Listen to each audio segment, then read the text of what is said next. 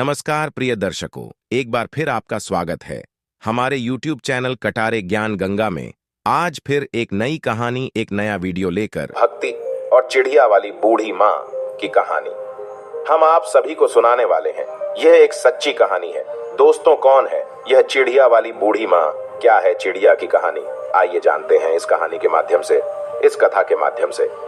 एक बात और दोस्तों, अगर आप यह कहानी सुन रहे हैं तो पूरा सुनिए। इस कथा को आधा अधूरा छोड़कर जाने की गलती मत करिएगा, क्योंकि इस पवित्र कथा को आधा अधूरा छोड़ने से आपको पाप भी लग सकता है। इसीलिए इस कथा को पूरा सुनिए। आप शिव भक्त हैं तो भोलेनाथ का अनादर ना करें। इससे पहले कि हम कहानी को शुरू करें, आप हमारे चैनल को सब्सक्राइब कर लीजिए। एक गौरैया पक्षी का जोड़ा बड़े से शिव मंदिर में उसके पास स्थित पेड़ पर रहा करती थी, और उस शिव मंदिर में जब भी पूजा पाठ, सुबह शाम जब भी आरती होती, तब वह दोनों चिड़िया उस मंदिर पर आते और भगवान शिव की आराधना करने लगते और घंटों घंटों बैठे महादेव की भक्ति में लीन रहते। इतनी भक्ति करते, निराधार भक्ति करते कि उन्हें अपने तन मन का, अगल बगल के होशो हवास का कोई पता नहीं रहता। उन दोनों पक्षियों का रोज का यही नियम था। सुबह शाम जब भी मंदिर में घंटी बजती, आरती होती, तब वे पक्षी उस मंदिर में पहुंच जाते हैं और भगवान शिव की आराधना करने लगते और उसके बाद अपने बच्चों के लिए और अपने लिए चारे पानी की व्यवस्था करते हैं। उन दोनों पक्षियों का, दोनों चिड़ियों का यही रोज का नियम था। और दोस्तों, उसी मंदिर के बगल में थोड़े ही दूर पर एक बूढ़ी माँ का घर था। उस बूढ़ी माँ की कोई संतान नहीं थी। उनके आगे पीछे देख रेख करने वाला कोई नहीं था। वह अकेले अपना जीवन व्यतीत कर रही थी और उस बूढ़ी माँ को पक्षियों के प्रति बड़ा लगाव था। वो चिड़ियों को, पक्षियों को बहुत प्रेम किया करती थी। उनके लिए रोज नित्य प्रति अपने घर के छत पर पानी, दाने, ये सब चीज डाला करती थी। उस बूढ़ी माँ का यही काम रोज का था और वो दोनों चिड़िया उस बूढ़ी माँ के छत पे आते हैं और आसानी से दाना चूगते, खाते पीते और उसमें से कुछ अपने बच्चों के लिए अपने साथ ले जाते हैं। इसी तरह उनका जीवन व्यतीत हो रहा था। उस बूढ़ी माँ के कारण उन चिड़ियों का पेट भर रहा था और साथ ही वह आराम से निश्चिंत भगवान शिव की आराधना कर पा रहे थे। अब इसी तरह दिन गुजर रहे थे। एक दिन की बात है, वो बूढ़ी माँ बीमार हो जाती है। वो अपने बिस्तर पर पड़ जाती है। उनका बहू बेटा तो कोई था नहीं कि उनका उपचार करता, उन्हें दवाई वगैरह लाता। अब बूढ़ी माँ बिना दवा के, इसी तरह बिना सेवा के बिस्तर पर पड़ी रहती। अब वो अपने छत पर दाना पानी नहीं डाल पा रही थी। अब जब वह गौरैया पक्षी उस बूढ़ी माँ के छत पर दाना चुगने के लिए आते तो वहां दाना पानी नहीं देखते हैं। तो वो सोचते हैं कि बूढ़ी माँ कहाँ चली गई, दाना पानी क्यों नहीं डाल रही है। इसी तरह 2 दिन बीतते हैं, 3 दिन बीतते हैं। धीरे धीरे वो बूढ़ी माँ कमजोर होने लगती है। बिना दवा पानी के एक दिन उनकी मौत हो जाती है। अब जब वो पक्षी देखते हैं कि बूढ़ी माँ का कोई पता नहीं चल रहा है और छत पर दाना भी नहीं डाला जा रहा, तो वह घबरा जाते हैं। वो बहुत ही परेशान होते हैं और उस बूढ़ी माँ को पूरे गांव में आसपास ढूंढने लगते हैं, खोजने लगते हैं। खोजते खोजते थक जाते हैं तो उसमें से जो मादा गौरैया थी, वो अपने पति से कहती है, स्वामी, बूढ़ी माँ का कोई पता नहीं चल रहा है। बूढ़ी माँ कहाँ चली गई? वह हमें दाना पानी दिया करती थी और अन्य पक्षियों का देख रेख किया करती थी। वो कहाँ गई? हमने उनको इतना ढूंढा, लेकिन वो मिली ही नहीं। अब हम क्या करें? उस गौरैया का पति कहता है कि प्रिय, हमने हर जगह बूढ़ी माँ को तलाश किया, बूढ़ी माँ कहीं नहीं मिली। एक जगह हमने उन्हें नहीं देखा, उनके खुद के घर में। हमें उनके खुद के घर में जाकर देखना चाहिए, शायद वो बीमार तो नहीं है। अब यह कहने के बाद वह गौरैया पक्षी बूढ़ी माँ के घर चले जाते हैं और जब अंदर जाकर देखते हैं तो बूढ़ी माँ अपने बिस्तर पर लेटी है। उनके शरीर में कोई हलचल नहीं। उनके चेहरे पर, उनके बदन पर मक्खियां भिन्न भिना रही थी। वो पक्षी अपने पंखों के फड़फड़ाहट से उन मक्खियों को हटाते हैं, बूढ़ी माँ को जगाने की कोशिश करते हैं, लेकिन उनके शरीर में कोई हलचल नहीं। अब गौरैया का पति कहता है कि प्रिय, बूढ़ी माँ अब इस दुनिया में नहीं रही, उनकी मृत्यु हो चुकी है। यह देखने के बाद दोनों पक्षी बहुत ही निराश, बहुत ही उदास होते हैं। उन्हें बड़ा ही दुख होता है। अब उन्हें दाना चुगने के लिए दूर दूर जाना पड़ता है। अब इसी तरह शाम हो जाती है। शाम को जब मंदिर का घंटा बजता है, आरती होने लगती है भगवान शिव की, तब वह दोनों पक्षी उस मंदिर में पहुंचते हैं और एक पैर पर खड़े होकर भगवान शिव की निराधार भक्ति करने लगते हैं। उनका जप करने लगते हैं। 1 घंटा बीतता है, 2 घंटा बीतता है। इसी तरह बहुत लंबा समय बीत जाता है।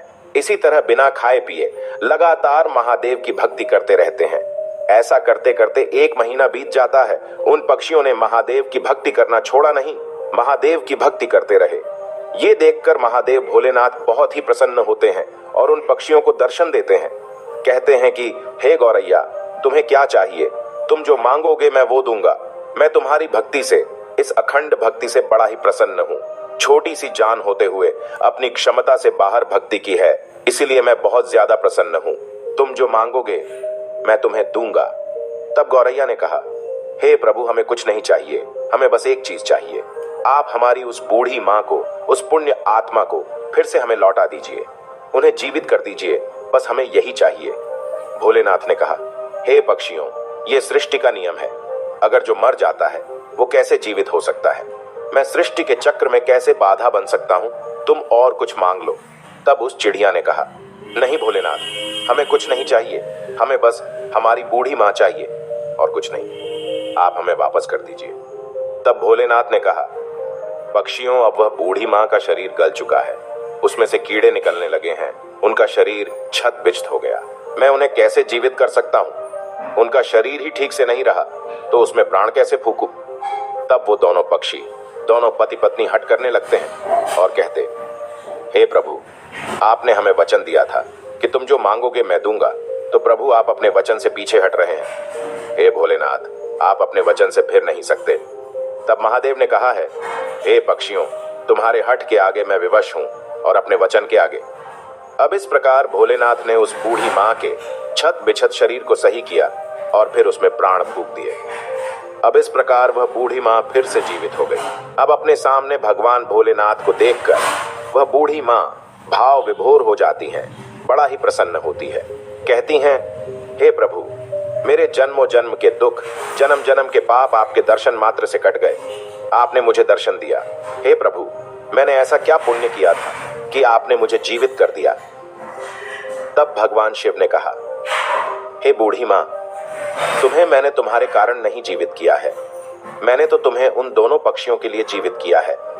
उन दोनों पक्षियों ने मेरा निराधार भक्ति की, दिन रात बिना अन्न पानी ग्रहण किए मेरी पूजा की, एक पैर पर खड़ा होकर मेरी आराधना की। इसी कारण मैंने उन्हें आशीर्वाद दिया। उन्हीं की वजह से तुम आज जीवित हो, इस धरती पर हो। वो पक्षी कोई और नहीं, जो तुम्हारे छत पर जो गौरैया पक्षी का जोड़ा रोज दाने चुगने आता है, उसी ने भक्ति की है, उसी के कारण तुम आज जीवित हो। अब उस बूढ़ी माँ ने दंडवत प्रणाम किया और फिर भोलेनाथ वहां से अंतर्ध्यान हो गए। फिर वह बूढ़ी माँ फिर से अपने छत पर गाने डालने लगी, पानी रखने लगी और वह पक्षी, वह गौरैया पक्षी का जोड़ा उस माँ के छत पर आते और पानी पीते, दाना चुगते। तब उस बूढ़ी माँ ने उन गौरैया पक्षी से कहा, हे पक्षियों, तुमने मुझे जीवन दान दिया है, भगवान भोलेनाथ की आराधना की, अपने लिए ना मांगकर मेरे लिए मांगा है। हे पक्षियों, मैं ये चाहती हूँ तुम मेरे घर पर ही वास करो और नित्य प्रति मेरे आंखों के सामने रहो। अब यह सुनने के बाद उस बूढ़ी माँ का प्रस्ताव वो दोनों पक्षी स्वीकार करते हैं और उस बूढ़ी माँ के घर आकर रहने लगते हैं। इसी प्रकार दिन बीतने लगते हैं और उस बूढ़ी माँ की चर्चा गांव गांव में फैलने लगती है, दूर दराज तक फैलने लगती है कि एक बूढ़ी माँ है जो मरकर भी जीवित हो गई और उनमें अजीब सी शक्ति आ गई है। अब इसी तरह उस बूढ़ी माँ के पास धीरे धीरे करके वन लोग जिनको दुख रोग होता उनके पास आता और अपना कारण बताता। भगवान भोलेनाथ के नाम पर पूजा पाठ कर दिया करती, तब उन लोगों का दुख दूर हो जाया करता। धीरे धीरे लोग ठीक होने लगे। अब उस बूढ़ी माँ का ख्याति दूर दूर तक फैलने लगी और दूर दूर से लोग उस बूढ़ी माँ के पास अपना इलाज कराने, अपने तकलीफों को दूर करने के लिए आया करते। अब इसी प्रकार बहुत दिन हो जाते हैं और वह बूढ़ी माँ जीवित उसी स्थान पर, अपने उसी घर पर समाधि ले लेती है। आज उसी समाधि स्थल पर उस बूढ़ी माँ का एक भव्य मंदिर है। वह मंदिर गुजरात में स्थित है।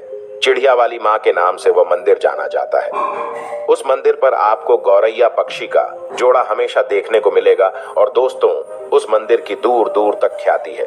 लोग कहते हैं किसी भी व्यक्ति को कोई तकलीफ रहता है, कोई शारीरिक कष्ट रहता है, कोई रोग रहता है, तो वहां पर जाने पर, भक्ति करने पर पूजा पाठ करने पर वो तकलीफ, वो रोग ठीक हो जाता है।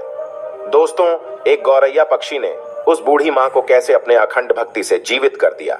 भोलेनाथ की कृपा से वह बूढ़ी माँ जीवित हो गई। वह बूढ़ी माँ लोक कल्याण करने लगी। तो दोस्तों, इस कहानी से हमें एक सीख मिलती है कि हमें कभी किसी दूसरे पर निर्भर नहीं रहना चाहिए। दोस्तों, जब तक बूढ़ी माँ जीवित थी, वो दोनों पक्षी उस माँ पर आश्रित थे। उनके मरने के बाद वो पक्षी तिलमिलाने लगे कि हमें भोजन कहाँ से मिलेगा। अब इसी कारण उन्हें कष्ट होने लगा, क्योंकि उन्हें आदत नहीं था दूर दराज से भोजन खोजने का। उन्हें रखा रखाया भोजन मिल जाया करता था। इसीलिए कभी कठिन स्थिति आने पर हमें अपने आप को तैयार रखना चाहिए। हमें किसी अन्य के भरोसे नहीं रहना चाहिए। आज वह व्यक्ति मेरे लिए है, कल नहीं रहेगा, तो मैं अपने आप को कैसे संभालूंगा।